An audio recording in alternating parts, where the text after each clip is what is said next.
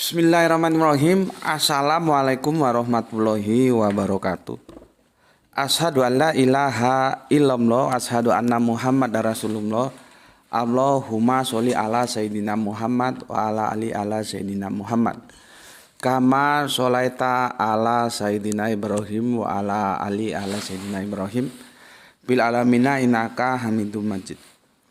Sebelumnya kita panjatkan dahulu doa kepada Gusti Allah Agung untuk saudara-saudara kita yang telah memberikan sholawatnya kepada channel dakwah ini ya, baik via TikTok maupun via YouTube ya tentunya.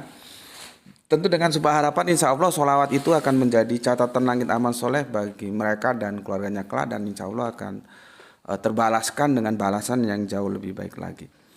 Kemudian untuk seluruh viewer terkasihku dimanapun kalian berada ya, di mancanegara, di dalam negeri, ucapkan terima kasih atas apresiasinya. Semoga selalu always dan tidak pernah never tetaplah bertumbuh menjadi satu pribadi tangguh yang anti skip dan anti download. Bagi yang berkenan silakan saja di share, tapi linknya ya, link kajiannya ya, jadi jangan diunduh, dipotong-potong, diunggah ulang, apalagi diadu-adu yang juga video potongan tuh kacau nanti. Karena kajian itu nggak ada yang pendek, panjang-panjang semua ya. Kalau hanya diambil 1-2 menit kan nggak bisa mewakili yang panjang-panjang itu, gitu loh maksudnya. Ya jadi tolong jangan ya. Oke, sebagai penyemangat kita bersama dalam belajar mengajar, maka aku sampaikan salam Isra untuk semuanya, Islam rasional. Di mana kajian-kajian ini kita lakukan dengan mengedepankan, dengan mengeksplor rasionalitas yang kita miliki, sehingga kita bisa menjadi tahu dari yang awalnya tidak tahu. Oke. Bismillahirrahmanirrahim.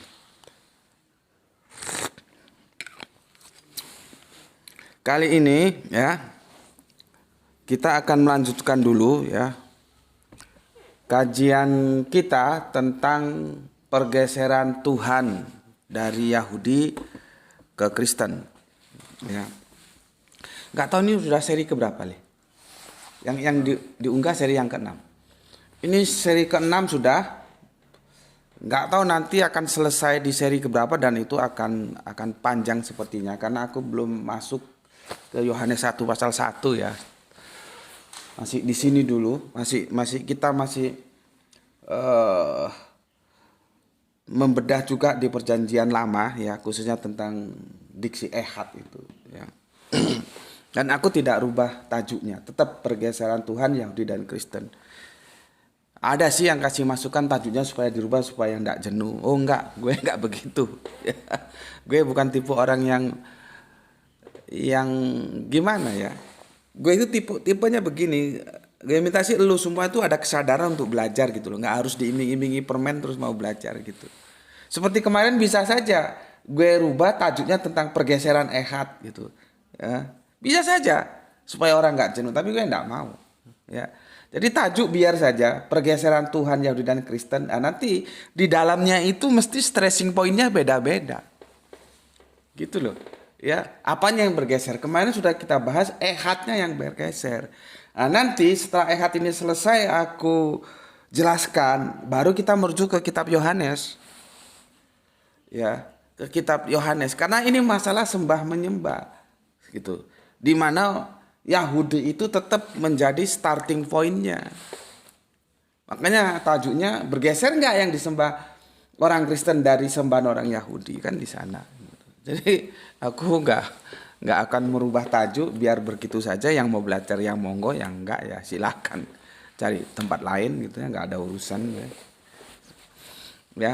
Kalau dia pencinta ilmu, dia akan ikuti terus dan itu akan menarik karena di dalam kajian ini anggap aja ini bab, ini subbabnya gitu ya. Nanti kita akan membahas di kitab Yohanes ya, kitab Yohanes nanti tak kasih tahu supaya bisa disiapkan dulu ya.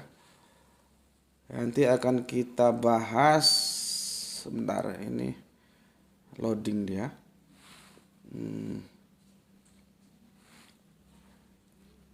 Oke, sebentar ya. Kitab Yohanes ayatnya yang ke-20-an enggak salah ya. Sebentar. Tentang sembah menyembah itu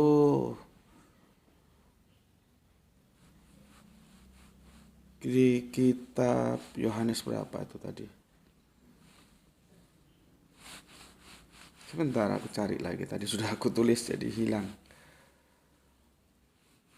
Yohanes 4:22 ya. Jadi kita malam ini stressing pointnya, kalau ini selesai ya, insya Allah selesai ini, tapi yang nggak tahu lagi ya. Mudah-mudahan selesai. Nanti kita stressing pointnya di Yohanes 4:22 ya. Nggak aku tulis dulu ya, Yohanes 4:22. Aku selesaikan ini dulu. Ya, seperti yang kemarin. Oke. Aku jelaskan dulu. Ya. Bagaimana sih pendekatan diksi ehad ini ya? Ya. Aku jelaskan dulu pendekatannya secara Ibraniun dan Arabiun.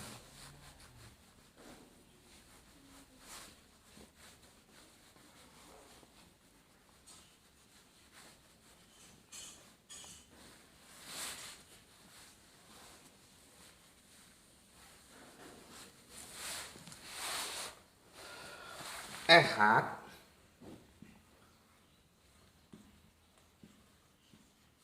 nanti ada lagi yahid.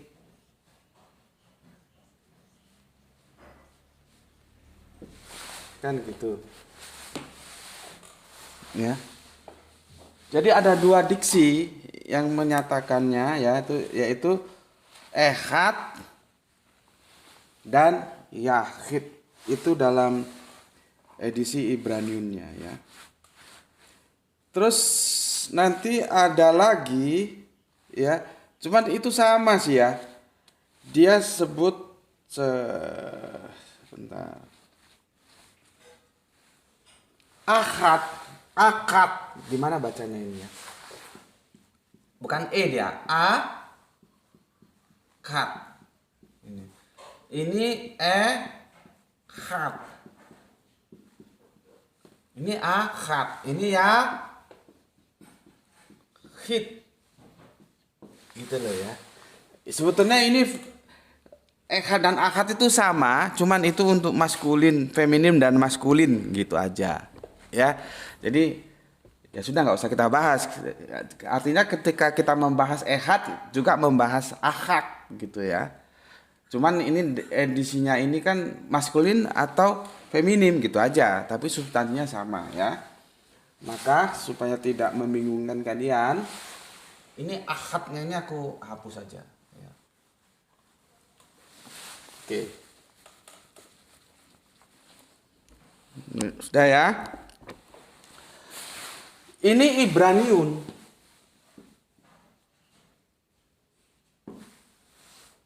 Bagaimana yang Arabiun? Ini rumpun Ibrani, rumpun Arabnya gimana? Karena kan Arabiun dan Ibraniun itu masuk dalam satu rumpun yang namanya Semitik. Semitik. Nih. Jadi ada sama-samanya ya, cuma nanti mungkin spellingnya yang beda ya. Ya. Kalau ehad itu masuk menjadi ahad dalam Arabiun. Ahad. Yahid menjadi wahid. Abdurrahman Wahid ya, tokoh kita, Bapak Presiden kita yang sudah almarhum. Semoga Allah merahmati tidur panjang. Jadi Y berubah menjadi W. Ehad itu ahad, yahid itu wahid. Ya. Oke. Minum kopi dulu. Bismillahirrahmanirrahim. Logika tanpa logistik nggak jalan. Kopi dikirim oleh Soleha kita Gispati. Terima kasih ya. Kopi Palu. Sudah ya, paham ya? Ehad, ahad, wahid. Aku mau ke edisi Islam dulu ya, baru nanti edisi Kristennya gimana ya. Edisi Islam, kalau aku lihat kajian-kajian para ustadz-ustadz itu dengan argumentasi yang ada ya, dengan argumentasi yang ada yang aku sendiri lupa argumentasinya. Mereka membedakan antara ahad dan wahid. Jadi nggak sama. Gitu loh. Dengan alasan kalau ahad itu satu yang tidak ada duanya segala macam, banyak lah bla-blanya ya. Kalau wahid itu satu ada dua, macam-macam, banyak teori yang dibangun oleh ustadz-ustadz itu. Ya aku sih nggak ada masalah, monggo-monggo saja gitu ya. Intinya mereka membedakan antara ahad dan wahid gitu. Ya. Nanti dalam edisi kekristenan juga begitu, mereka membedakan antara ehad dan yahid. Kristen nih gue bilang, bukan Yahudi ya. Ehad itu kesatuan. Kalau yahid itu satu. Atau kalau gue ganti tunggal, ehad itu tunggal ya. Gimana bahasanya? Kalau ehad itu ketunggalan gitulah ya. Oh iya betul bahasanya ketunggalan. Saya nggak bawa ke Tritunggal dulu ya supaya nanti bisa mudah dipahami. Kalau ehad itu ketunggalan, kalau yahid itu tunggal gitu loh. Itu biasa kita ketemukan di perdebatan-perdebatan tentang Tritunggal ya. Biasanya apologetik saudara kita dari Kristen seperti itu. Ya. Jadi intinya dalam perspektif Islam dan Kristen mainstream, kalau gue kan anti mainstream. Ya, membedakan antara ehad dan yahid. Membedakan antara ahad dan wahid. Ya monggo saja, ya. Tetapi gue dalam posisi menyamakan. Itu loh ya. Ya ini teori gue. Nanti kalau teori gue lu runtuhkan dan secara akademik memang harus runtuh ya kita tinggalkan, nggak ada masalah. Gitu. Ya ini kan tergantung bagaimana kita mengamati. Gitu. Ini teori-teori gue. Gue pada teori yang ahad itu ya wahid, wahid itu ya ahad, tidak dibedakan seperti yang disampaikan para ustadz itu ya. Begitu juga ehad dan yahid itu ya sami mawon alias tidak ada bedanya gitu ya. Oke, gue dalam perspektif Islam dulu ya. Ini sejauh yang gue teliti ya, tolong nanti dikoreksi kalau salah. Ahad itu digunakan satu kali cuman di surat Al-Ikhlas. Satu kali di surat Al-Ikhlas. Sedangkan ini banyak kali wahid. Ini banyak kali. Berkali-kali. Ya. Di sembarang surat cari nanti.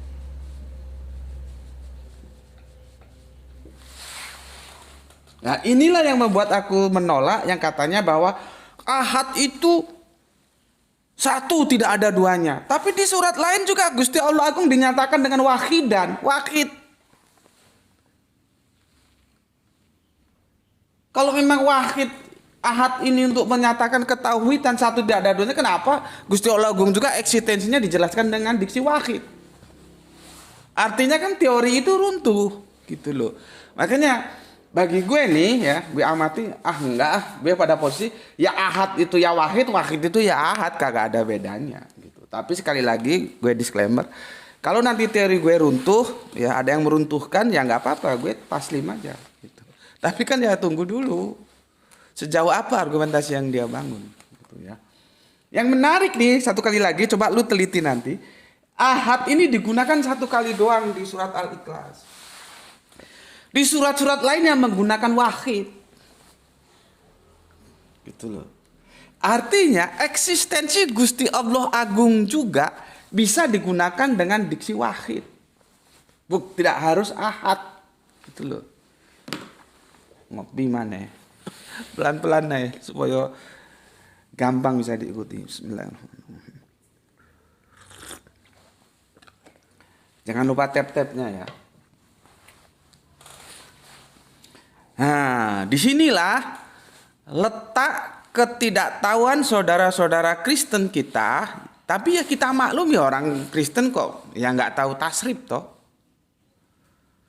Tapi kalau kita sebagai orang Islam harusnya belajar tahu tasrif, bukan takrib ya.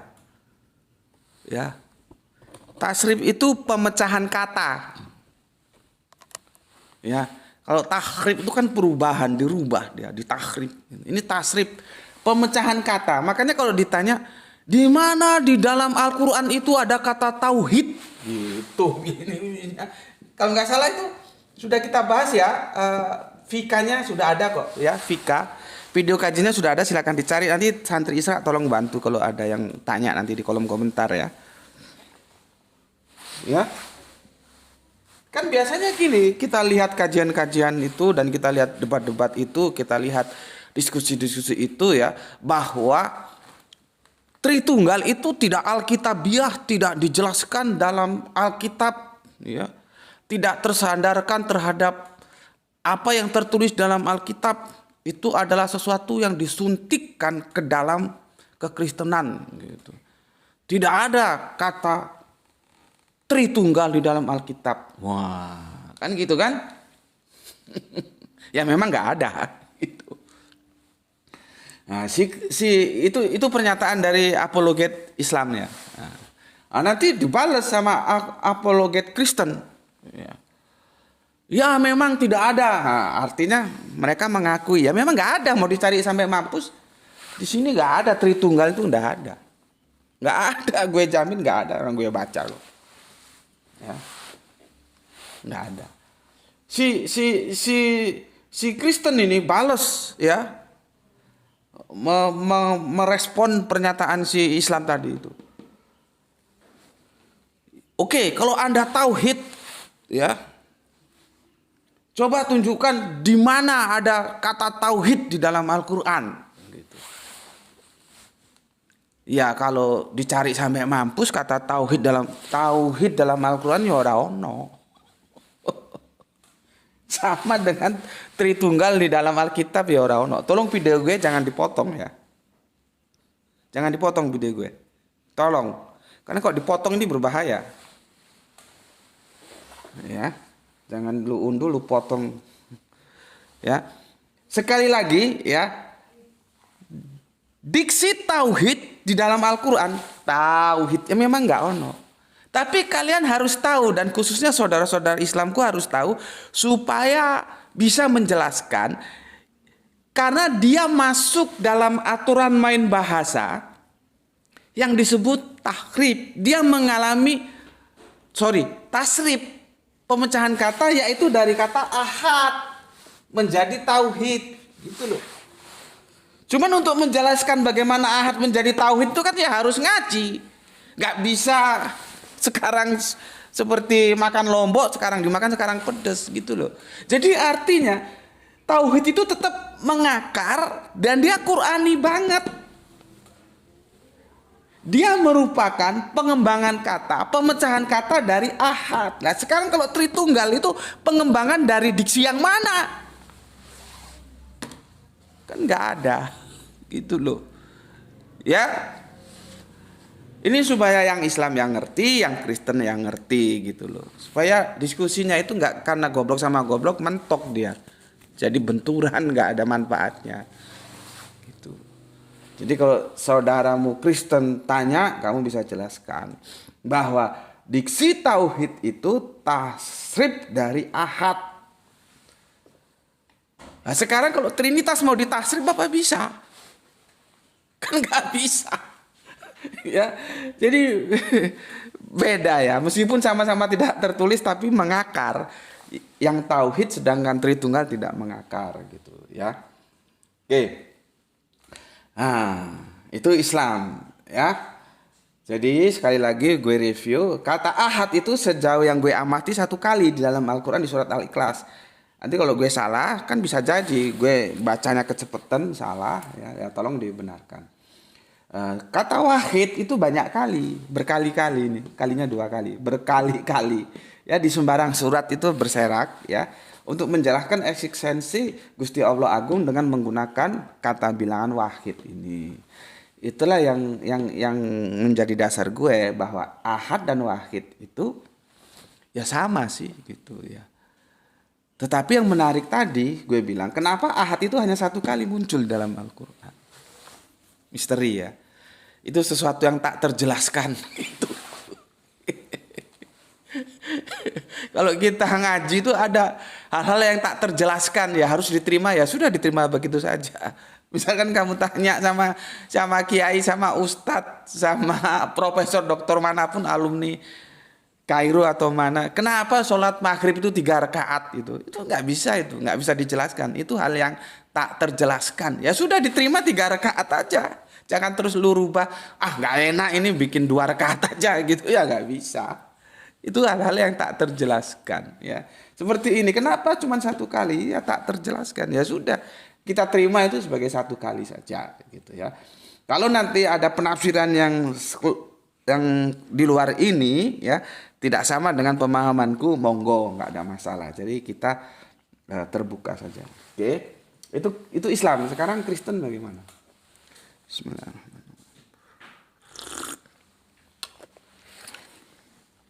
Berapa menit tuh? Berapa? 21. Waduh, sudah 21 menit. Sekarang ehad, yahid, ya. Biasanya nih apologetik, ya. Dari saudara-saudara Kristen mengatakan bahwa ehad itu bukan 1 tunggal enggal, tapi dia ketunggalan. Jadi di dalam ini ada himpunan. Kalau satu yang tunggal itu yahid. Nah, biasanya gitu. Ngomongnya mantap sekali gitu loh ya. Jadi dia kembali membedakan ehad dan yahid. Makanya sema ya, sahadat sema itu Ibraniun, Arabiunnya sama ya, mendengar. Makanya kalau dulu kami ngaji masih kecil tuh di desa itu disemak koncone ngaji, itu artinya temannya yang baca, kita yang nyemak. Maksudnya didengarkan, nanti kalau salah di mana. Kan dulu aku itu pakai bawa segini kayu segini ya. Nanti temannya ngaji, satu ngaji yang lainnya nyimak, semak ini ya. Misalkan dia salah ya, idegom itu kan ada idegom bilaguna, idegom ma'aguna gitu ya. Nanti ada ishar sapawi dari gitu ya. Kalau idegom bilaguna dibaca secara aturan idegom ma'aguna ya salah, berarti kita digituin. Nanti kalau ada yang salah tinggal gitu ngajinya salah. Itu nyemak, simak kita dulu. Ayo disimak. Gitu. Biasanya ustadznya nyuruh kita gitu waktu kecil-kecil dulu. Waktu zaman gue nggak tahu zaman lu, sekarang sudah zaman Android. Ada nggak orang ngaji? Dulu anak-anak itu kalau habis maghrib ke Langgar, ke masjid, ke surau. Kami di Sumatera surau itu ngaji. Kalau sekarang kan pegang gadget, ya nggak tahu lah ya. Paradigma dunia sudah seperti itu. Apakah itu salah satu ciri dari akhir zaman ya? Wallahu a'lam. Ya, oke. Di sahadat sema mereka mengatakan itu pakai ehad, tidak pakai yahid. Jadi itu ketunggalan. Gue sudah bilang kemarin, taruhlah itu ketunggalan. Kenapa lu batasi menjadi tri tunggal? Kok enggak sapta tunggal misalkan? Kok enggak panca tunggal misalkan? Taruhlah kita terima. Diskusi itu kan enggak bisa harga mati toh. Kita harus ya oke lah kita terima. Harus coba untuk gue coba masuk ke pemikiran elu. Oke deh, gue terima pemikiran elu bahwa ehad itu ketunggalan bukan tunggal. Tapi kalau yahid itu tunggal gitu ya. Pertanyaan gue, kenapa lu ikat di angka 3 menjadi tritunggal? Kok nggak panca? Kok nggak 5 atau 7 sabta? Sabto kata orang Jawa. Kok nggak sabta tunggal? Kok nggak panca tunggal? Kok tritunggal itu loh?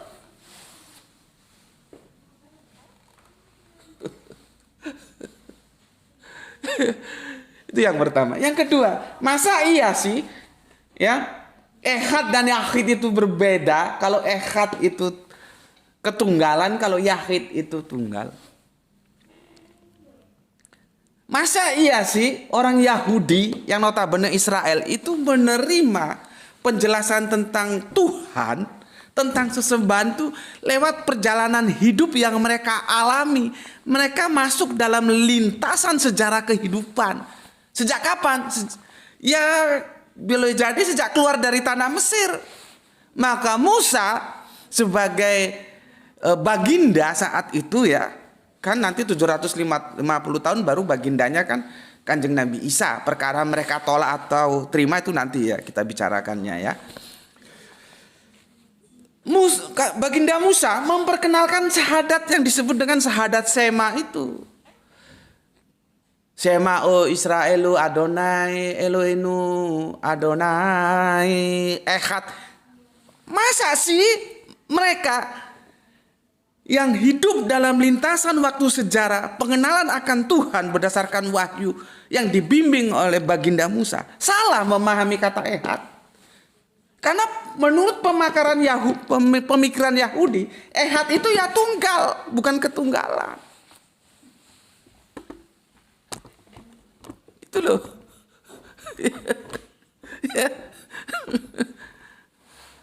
Dan Sema itu syahadat sakral. Dari generasi ke generasi mereka ajarkan. Dari kakeknya ke bapaknya, bapaknya ke anaknya, anaknya ke cucunya. Bangun tidur sudah syahadat Sema. Berarti kasihan orang Yahudi dong kebelangsak. Karena pemahaman dia itu ehad itu tunggal.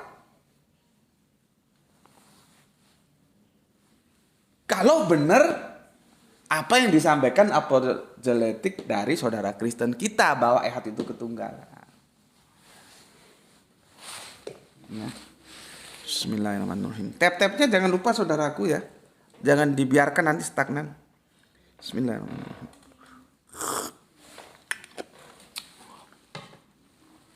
Oke, ya. Jadi bagi gue, ehad atau yahid itu juga sama dengan ahad atau wahid.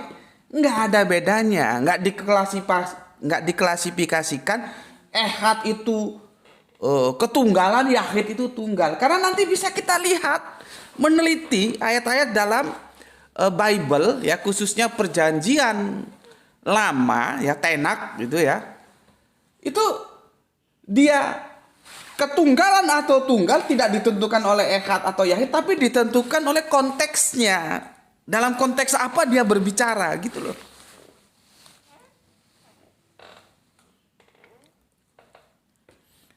Nah gini teman-teman Islam, kalau nggak memahami ini, diskusi dengan teman-teman Kristen lalu dijawab bahwa ehad itu ketunggalan, yahid itu tunggal, ya kamu kalau nggak tahu duduk permasalahannya ya lewat kamu. Lewat ya. Oke. Kalau ahad itu dalam Al-Ikhlas itu satu kali disebutkan ya. Di dalam Al-Ikhlas itu aja, dari seluruh teks-teks Qur'ani itu satu kali ya. Sementara ehad itu disebutnya ya 970 kali, hampir 1000.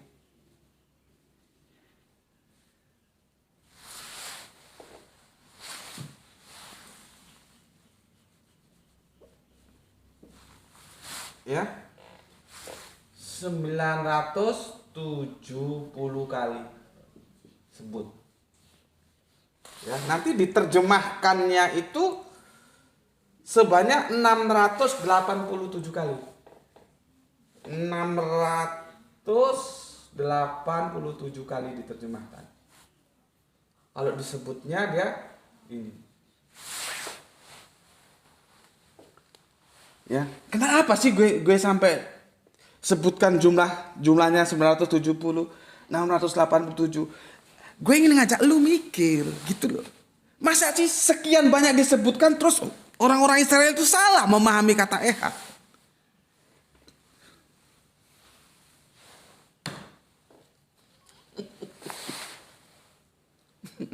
Ya, begini. Kata sifat lengkapnya gue baca begini ya. Kata sifat ehad Ibrani, ehad digunakan sebanyak 970 kali. Ya. Terus gue mikir, dan pemikiran gue sampaikan ke elu. Ya. Dalam penyebutan hampir mendekati angka 1000, kan 1000 cuma kurang 30 doang tuh. Ya. Apakah dimungkinkan orang Yahudi salah memahami diksi ehad? Kalau salah, bukankah masih ada baginda Moses di samping mereka untuk membenarkannya? Baginda Musa maksud gue, kan bahasa Ibraninya Moses. Kan masih ada bersama mereka dulu. Kalau misalkan salah, kan diingatkan bahwa ehad itu bukan tunggal loh ya, ketunggalan harusnya kan diingatkan begitu. Tapi kan tidak ada. Artinya pemahaman-pemahaman Yahudi yang itu notabene umatnya Kanjeng Nabi Musa atau baginda Moses tentang ehad itu sudah benar. Gitu loh. Ya, sudah benar, ya. Jadi itu yang perlu aku sampaikan ya. Sekarang ragam ya, ragam dari ehad itu apa saja sih, diterjemahkan apa saja sih gitu ya, supaya lebih mantep, karena ini menjadi cikal bakal tercerabutnya kekristenan dari konsep teos Yahudi. Bergeser di sini dia. Kan gue sudah bilang kalau di ehadnya saja sudah bergeser, sampai ke bawah sudah dipastikan bergeser. Padahal di edisi yang lalu sudah gue sebutkan, Kanjeng Nabi Isa, baginda Yesus, tidak bergeser sedikit pun dari konsep teosnya Yahudi. Dia mengcopy paste apa yang sudah dijelaskan seniornya, baginda Moses, Kanjeng Nabi Musa. Dan itu dibenarkan. Kemarin kan sudah gue bacakan. Benar sekali katamu guru, bahwa dia itu ya tidak ada yang lain selain dia. Ya Esa, ya tunggal. Ketika baginda Yesus dites sama ahli Taurat itu, benar sekali guru, bukan salah kau guru, kan gak begitu.